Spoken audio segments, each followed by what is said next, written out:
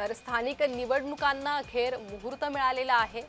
तुंबलेल्या स्थानिक निवडणुका या होणार आहेत। 3 टप्प्यात या निवडणुका होतील आणि आज पत्रकार परिषद आहे निवडणूक आयोगाची।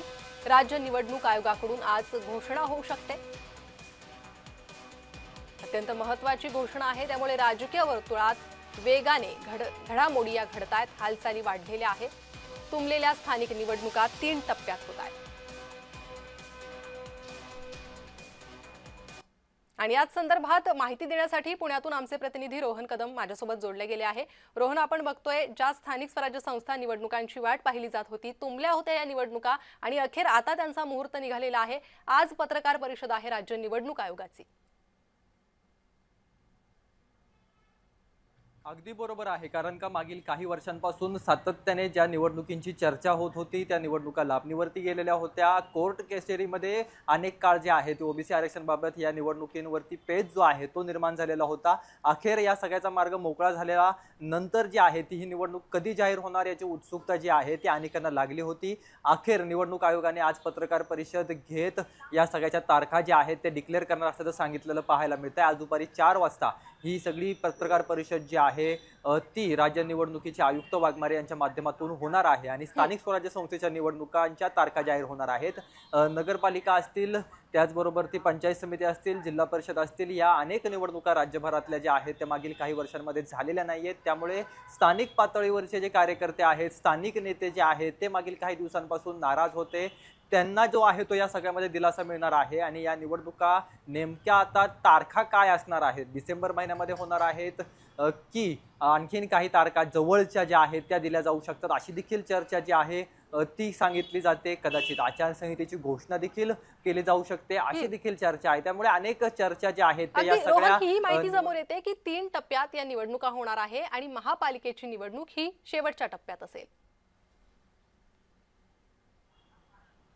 अगदी महत्त्वाचं हीच बाब आहे, कारण का आपण जर पाहिलं तर या निवडणुकांमध्ये सातत्याने मागील काही दिवसांपासून सांगितलं होतं की महानगरपालिकेच्या कदाचित पहिल्या केल्या जातील, कारण का ज्या चर्चा विरोधी पक्षांकडून होत होत्या त्या चर्चेच्या माध्यमातून सांगितलं होतं की भाजपला जर का आत्ता स्थानिक स्वराज्य संस्थेच्या निवडणुका म्हणजे ग्रामीण भागातल्या जिल्हा परिषद पंचायत समितीच्या निवडणुका आत्ता लगेच घेतल्या तर मात्र त्यांना फटका बसू शकतो, कारण का आत्ताच ओला दुष्काळ जो आहे तो झालेला आहे। काही शेतकऱ्यांना पैसे मिळालेले नव्हते, परंतु सरकारने जे आहे ते मोठं बजेट दिलेलं पाहायला मिळतंय। शेतकरी आंदोलन जे झालं ते शेतकरी आंदोलनाला देखील उत्तम असा प्रतिसाद सरकारने दिलेला पाहायला मिळतोय। त्यामुळे कदाचित सरकारच्या बाजूने जर का निवडणूक आयोग विरोधकांच्या म्हणण्याप्रमाणे काम करत असेल तर मात्र आता स्थानिक स्वराज्य संस्थेच्या निवडणुका पहिल्यांदा जिल्हा परिषद पंचायत समितीच्या कदाचित होतील, नंतर महानगरपालिकेच्या होतील। परंतु या सगळ्या चर्चा आहेत, परंतु निवडणूक आयोग जे आहे ते तथ्यांवरती काम करत असतं। निवडणूक आयोगाला यंत्रणा राबवायची असती, ती यंत्रणा राबवण्यासाठी आवश्यक असणारं अगदी रोहन, त्यामुळेच आता या निवडणुकांकडे आणि आता दुपारच्या पत्रकार परिषदेकडे लक्ष लागलेला आहे।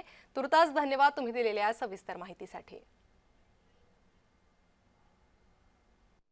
यादीत दोष नव्हते का, तर प्रत्येक यादीमध्ये आतापर्यंत झालेल्या 50 वर्षाचा इतिहास काढला तर यादीमध्ये कमी जास्त प्रमाणात त्या ठिकाणी तांत्रिक चुका, डबल नावं अशा गोष्टी होतच होत्या।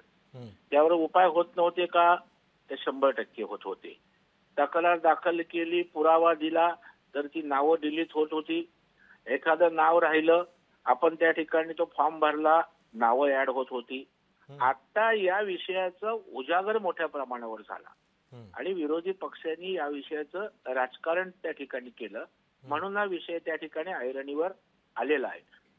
सदोष यादीच्या बाबतीत आमचं मत, त्यांचं म्हणणं तेच असेल, यादीत दोष असतील दुरुस्त झाले पाहिजेत, पण आता त्या आधारे निवडणुका घेऊ नका। म्हणजे पळपुटेपणा निवडणुकीपासून एकीकडे बोलल्याचं आमच्याकडे लढाईचं सामर्थ्य आहे, आम्ही मैदानात येऊन उतरणार आणि मैदानातनं पळ काढणार, ही पळपुटे भूमिका झाली।